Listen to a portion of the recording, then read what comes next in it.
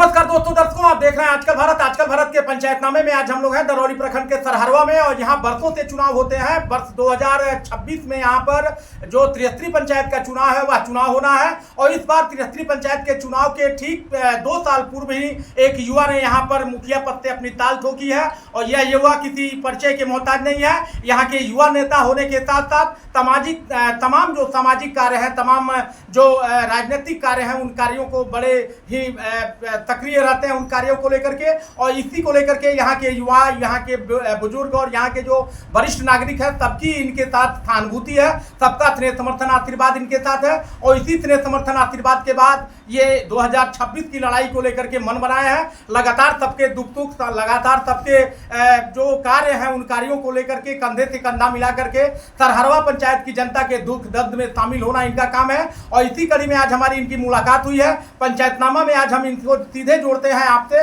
और इनसे हम लोग जानेंगे जिस तरह से सरहरवा पंचायत की जनता को बरसों से ठगने, लूटने और उनके जो मान सम्मान है, उनके जो हक हकूक हैं, उन पर डाका डालने का जिस तरह से प्रयास हो रहा है। यदि इन्हें यहाँ की जनता जनादेश देती है, यहाँ इन्हें मुखिया बनाया जाता है, तो सरहरवा पंचायत को लेकर के इनकी योजना क्या है और सरहरवा पंचायत के चातुर्दिक विकास के क्षेत्र को लेकर के इन्होंने क्या कुछ सोच रखा है। कैमरा पर्सन इमरान साथ में अशोक कुमार पांडे, आजकल भारत सिवान।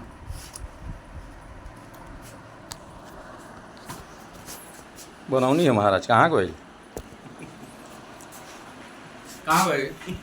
तिवारी जी, जैसा कि आपके द्वारा घोषित है, वर्ष 2026 में त्रिस्तरीय पंचायत से आप मुखिया पद से सरहरवा पंचायत से प्रत्याशी हैं। प्राथमिकता क्या होगी यदि जनता आपको जनादेश देती है, मुखिया बनाती है, तो किन किन योजनाएं, किन किन यहाँ पर कार्यों को लेकर के आपका फोकस होगा? नमस्कार, मैं राधारमन नाथ तिवारी दरौली प्रखंड से सरहरवा पंचायत से मनोनीत एक मुखिया प्रत्याशी के लिए खड़ा हो रहा हूं अगले पंचायत चुनाव में। मेरी सबसे बड़ी प्राथमिकता ये है कि आज तक जो भी पंचायत में विकास कार्य हुए हैं वो ना के बराबर है जी। पर्टिकुलर हमारे पूरे पंचायत में 6 गांव आते हैं। 6 गांव में जिसमें 2 या 3 गांवों में डेवलपमेंट हुआ है, वो भी ना के बराबर हुआ है। बाकी सारे गांव हमारे वंचित हैं डेवलपमेंट से। हमारी सबसे बड़ी मूल समस्या एक है कि ये पूरे 6 गांव के अंदर एक प्राथमिक स्वास्थ्य केंद्र नहीं है। अगर आज किसी को कोई तबीयत खराब हो जाए या कोई छोटा मोटा एक्सीडेंट हो जाए तो प्राथमिक उपचार का कोई जगह नहीं, पहली बात। दूसरी बात यह है कि लोगों के अंदर जो आक्रोश है, मैं हर गांव में घूम रहा हूं, जो लोगों के अंदर आक्रोश है आज के मुखिया के अगेंस्ट में, वो दिखता है। आप उनके अगर पंचायत वेबसाइट में जा कर के देखिए, वहाँ पर कोई भी ऑडिट रिपोर्ट्स नहीं है, ट्रांसपेरेंसी नहीं है कि वो क्या डेवलपमेंट का काम कर रहे हैं। ये तो जनता को पता होना चाहिए। सरकार बड़ा राशि दे रही है, करोड़ों रुपया पंचायतों के विकास के लिए आ रहे हैं, तो उन पैसों का क्या हो रहा है? सारे पैसे कागज में पूरी तरह से कार्य करा दिया जा रहा है, उसका भुगतान हो जा रहा है, तो आखिर कौन लोग हैं इन पैसों को खाने वाले, इन पैसों को लूटने वाले? देखिए, सबसे बड़ी चीज़ है मेरा जो ऑब्जर्वेशन है, मैंने जो ऑब्जर्व किया है, पिछले 8 महीने से मैं यहाँ हूँ और इस 8 महीने के दौरान मैंने काफ़ी ऑब्जर्वेशन किया है। उसमें मैंने देखा है कि जो भी कार्य किया गया है वो अप टू मार्क नहीं है। अगर सपोज़ कोई सोलर पैनल लगाया हुआ है तो उसमें बैटरी नहीं दिखता है। कोई घाट बनाया गया है, वो घाट नहीं दिखता है। एक जगह हमारे सरहरवा पंचायत में ही लिखा है कि रेन हार्वेस्टिंग सिस्टम बन रहा है।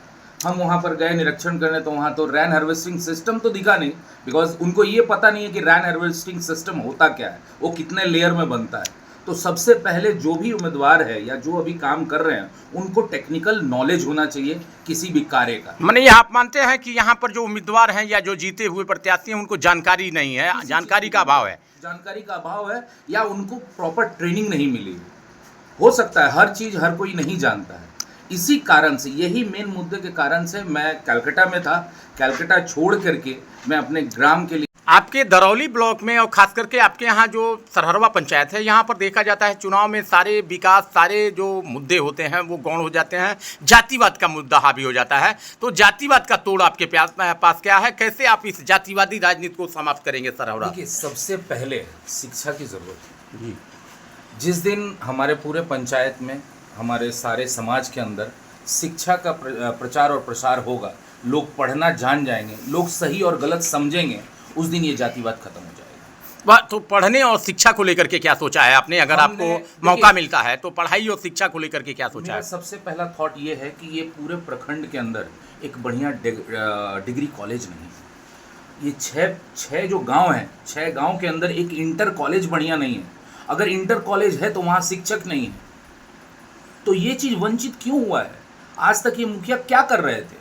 इतने सालों से ये लोग चुनाव जीतते जा रहे हैं। केवल आप इनका अगर देखिएगा बैंक स्टेटमेंट तो पर्टिकुलर 3 और 4 नाम आएंगे जिसके अकाउंट में पैसा गया है। ये पर्टिकुलर 3 और 4 आदमी हैं कौन? जी, कुछ ऐसे दुकानदार हैं जिनके यहाँ से मटेरियल आता है, फिक्स्ड है। क्यों फिक्स्ड है? आप क्यों नहीं उसको ट्रांसपेरेंसी करते हैं कि 10 ठो लोगों का आप कोटेशन लीजिए, उसमें जिसका सबसे लोएस्ट कोटेशन होगा उसको आप ऑर्डर दीजिए। यहाँ तो पर्टिकुलरली एक ग्रुप बना दिया गया है, उसी ग्रुप को सारे ऑर्डर्स दिए जाते हैं, वही ग्रुप सारा डेवलपमेंट का काम करता है। क्यों? वाई? तो पंचायत का चुनाव अब आज से हमको लग रहा है कि विधानसभा चुनाव के बाद तुरंत पंचायत चुनाव की डुगडुगी बजेगी।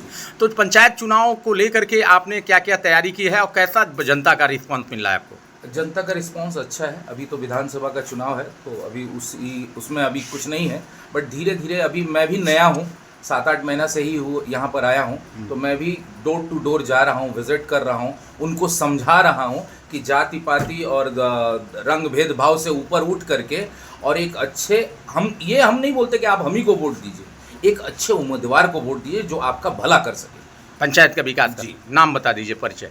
राधा रमन नाथ तिवारी, दरौली प्रखंड और सरहरवा पंचायत।